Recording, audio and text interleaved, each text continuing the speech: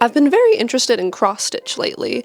I've dabbled around with it a bit before, but I've been feeling the itch to try it out again, so I've been looking for a project that I can integrate it into. I've been thinking about doing a purse. I feel like that's a good size where I can get a good chunk done, but it's not going to be so big that I'm going to get bored of it and end up not working on it for months at a time. Can you imagine having a really big embroidery project that you don't touch for months at a time?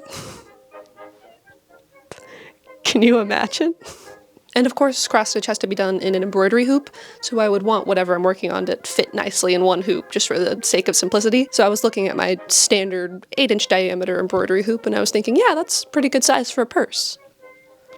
You know what? If I'm making a purse out of a cross-stitch piece, I would need to, add structure to make sure that the cross-stitch piece gets displayed nicely, and the embroidery hoop is there to add structure.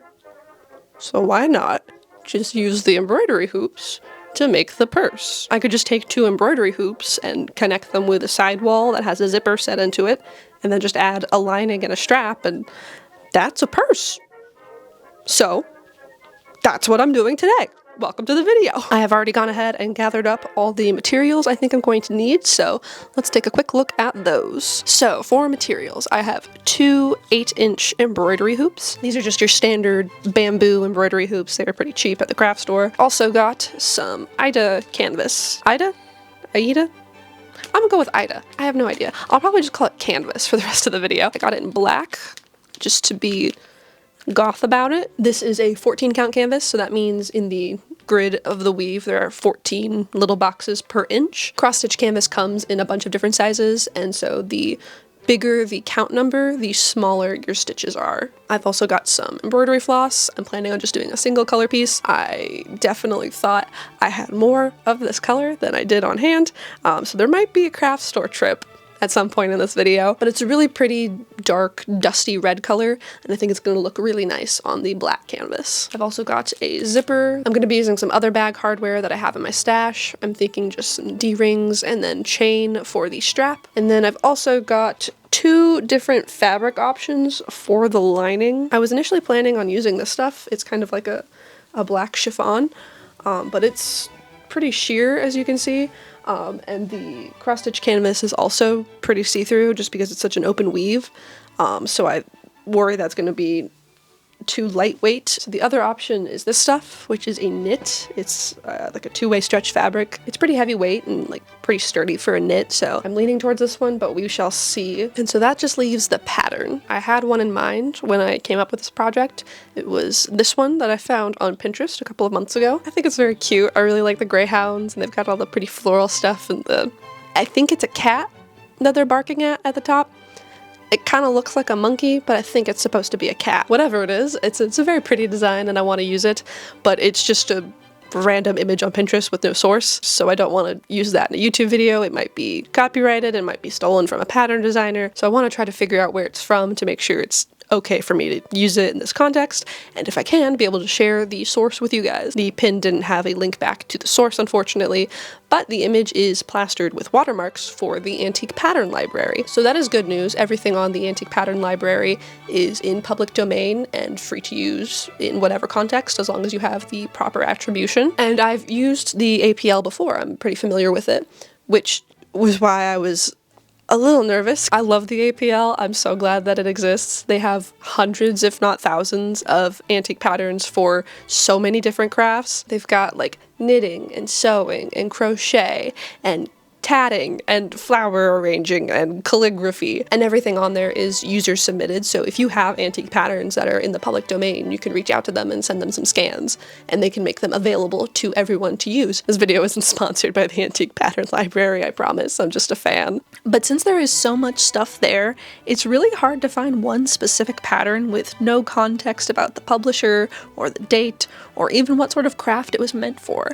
I did try to do a reverse image search, but that didn't give me anything helpful, so I had to start digging. Now there is a section for cross-stitch on the APL, but I had actually noticed some other images on Pinterest that are very similar to the pattern I'm looking for, that are labeled as Filet crochet, which is kind of like a netted crochet lace. It uses gridded patterns very similar to cross-stitch, so it makes sense that this would be a filet crochet pattern. The APL does have a section for filet crochet. It It also has a section for just Filet.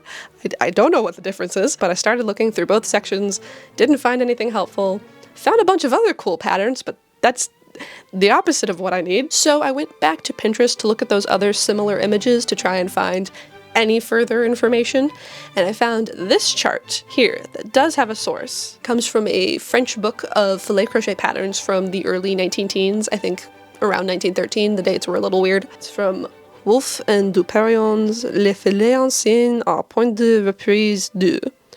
Pardon my French. But scrolling through the book, things looked very promising. I have found it, I thought, but alas, it was not there. But then I remembered that this was book 2. That implies the existence of book 1, and possibly more after that. How many could there be? There's 7. There's 7 books, and they're all at least 200 pages long. Luckily, all of them are on the APL. I was able to find them, and luckily, my chart was there in book 1. I found it. The quest was over. I did still skim through all of the other books, and I found many, many tempting options. But after such an arduous journey, I am committed to my hounds. I will link to the Antique Pattern Library and directly to all of those books down below. Any of the charts that I showed on screen, I will link those individually, so if you're like, I want to make that snail, you don't have to dig through 7 books to find that one. I don't want anyone else to have to do this. Even if you don't do cross stitch or filet crochet, I highly recommend checking them out. The patterns are really cool and they can be used for a bunch of different crafts like knitting or tapestry crochet. You could make a patchwork quilt with the design of Joan of Arc being burned at the stake. That could be yours. Everything will be linked below. Go check them out. It's cool. All of that to say, I have a design. I have a source for the design. I went ahead and cleaned it up a bit in Illustrator just to make it a little bit easier to read, and then I've printed it out. So I am ready to start actually making the purse.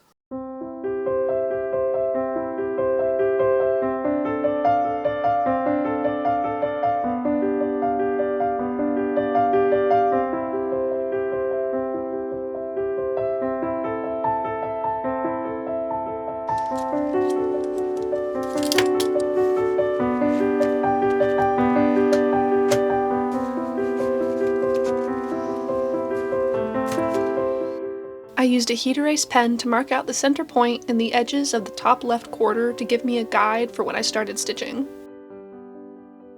I started out working with all 6 strands of floss, but I quickly realized that was way too bulky, so I unpicked those first few stitches and then started again working with just 3 strands. I continued working row by row, following the chart and using a bookmark to help me keep track of where I was in the pattern.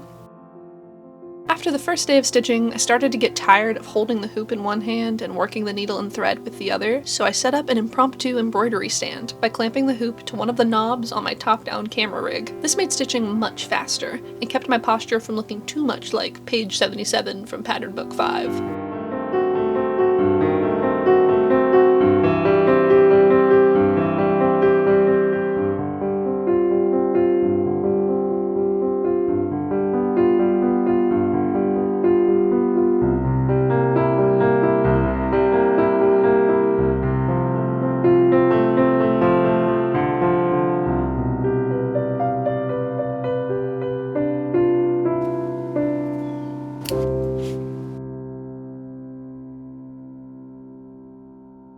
Okay, so I have finished with my hounds. I'm very happy with how they turned out. There is one slight mistake. It's not that bad, it's not noticeable. I'm not gonna tell you what it is, because it's making me a little crazy, and I don't want to do that to you. I will put an image of it up on screen. If you really want to try and figure it out, be my guest. It's like a slight misalignment of a piece. I have to like look for it to notice it, so it's not too big a deal. I did run out of embroidery floss while working on this, so I had to go run out and get more. And I made sure to like take a note of the number of the floss that I was using so I could get the same one. And I did. I definitely did. But I think that the floss that I was using is kind of old and a little bit discolored, so the new stuff is a little bit brighter. It's not much. I don't know if it'll show up on camera, but I can tell. And that is making me crazy. I can't do anything about it except hope that it fades over time. But yes, this one is all done, so I'm gonna go ahead and take this out of the hoop and then give it a good press, and I can move on to the back panel. I wasn't sure what to do for the other side of the purse, if I wanted 2 of the same design or if that was going to take way too long, if I just leave it blank. So I've compromised. I'm going to do a much smaller chart. It looks the same size because I didn't scale it down to print it, but it's smaller. It's going to end up being about half the size of the dog's, and I'll just have that centered. I think it'll be very cute. This one's from the same set of pattern books, so I'll link it down below as well. And then I found another pattern that's like a horizontal repeat that I'm thinking of doing for the sides. I need to figure that out. I also don't think I have enough canvas for the sides, so I might have to get more. I did buy the last thing of black canvas when I was at the craft store the first time, and I went back a couple days later and they still didn't have any, so I might have to go to a different one to find some, but we'll figure it out.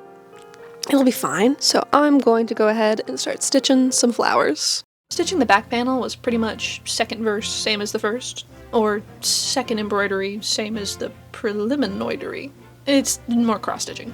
You get it. You might have noticed that I'm not working in one of the hoops that I bought for this project. That's because the hoop that I am working in is already prepped with twill tape wrapped around the inner hoop. This creates more friction between the hoop and the fabric, which helps keep the fabric taut while you work. You just need to be careful and not accidentally stitch into the twill tape if you're working too close to the hoop than you should be, because you're being lazy and you don't want to move the hoop like you should, but then you take the work out of the hoop at the end and it's attached to the twill tape and you have to unpick that bit and redo it, and it's really annoying. Not that I've ever done that, at least not in this project. But once I had stitched the whole flower chart, I buried my thread into the stitches on the back, and the back panel was complete. Okay, so the stitching for the back piece is all done, so now all that's left is the sides. All of the canvas that I have left is these two scrap pieces, so obviously that's not a lot. I would like to avoid getting more canvas because I don't need that much. I think I'll be able to cut these down and then piece little strips together. I've done some math. I've picked out the patterns that I want to use for the sides and like counted squares and measured and worked things out. I think I should have like just enough to do both sides. Both sides? The one side. It's two sections because there's going to be the zipper, so half of it will just be one wide strip, and then the other half will be two narrow ones that have the zipper set in them. So I'm thinking of it as two pieces. It's technically three pieces. It's one side, because it's a circle, but the sides. Side of the bags. Bag, singular. Words are hard sometimes. I should have just enough of this stuff left to piece them together. I'm just going to cut these down into strips and then just backstitch them together with regular sewing thread. Then I should be able to press down my seam allowances and then just stitch on this stuff like normal. I carefully trimmed down my canvas scraps into strips of the proper width, which was very satisfying.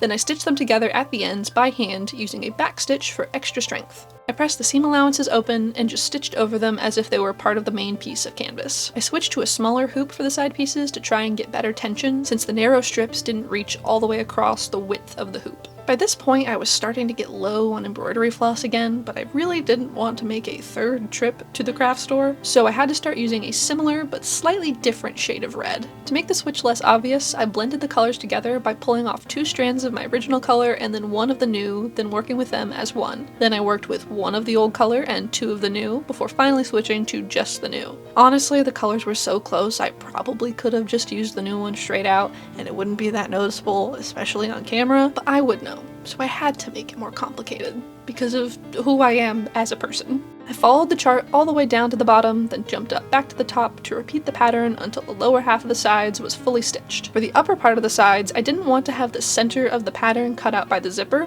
so I found another pattern from the same set of books that had a thin border, and I stitched up 2 long strips with that design.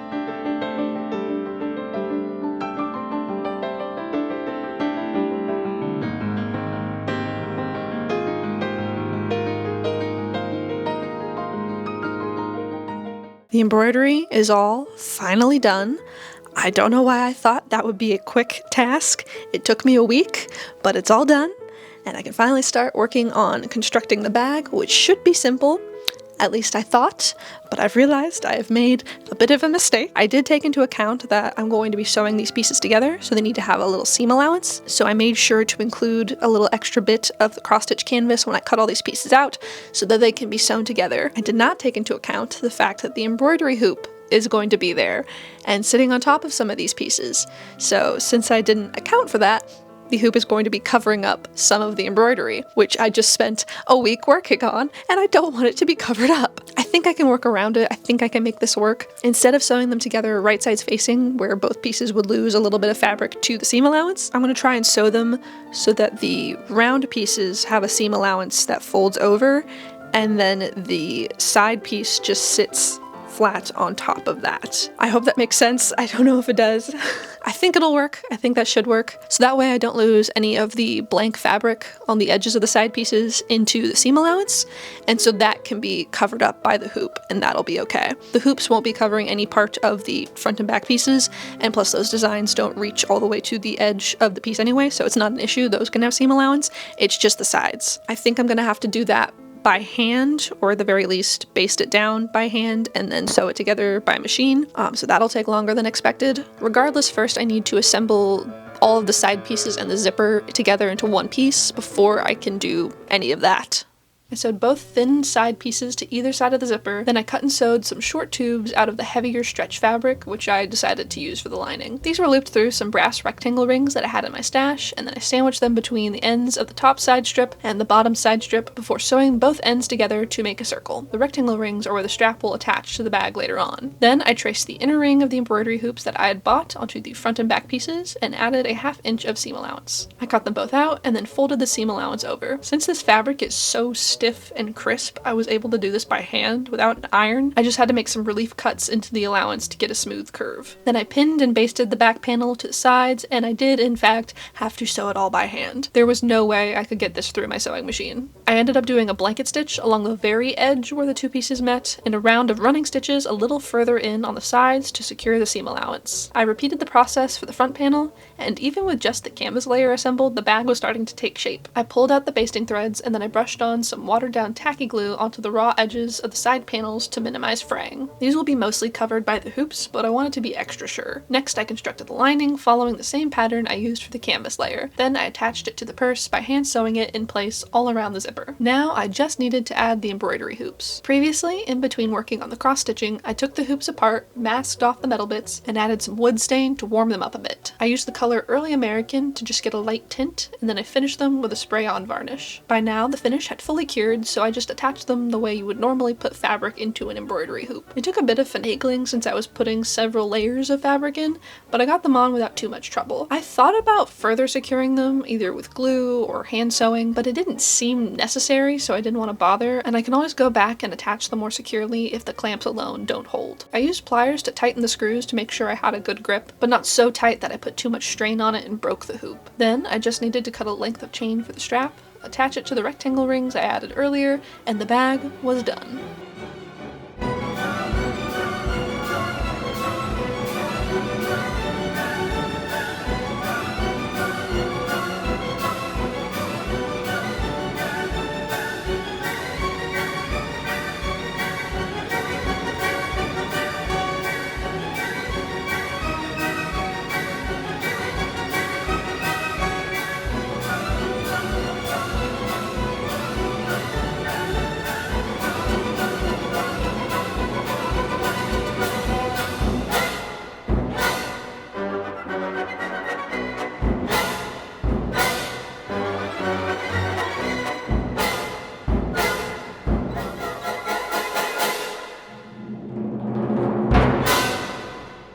I just clipped my mic on and I realized I've been wearing my shirt backwards all day, so I'm not fixing it. So the bag is complete and I am so happy with how it came out. I think it's very cute.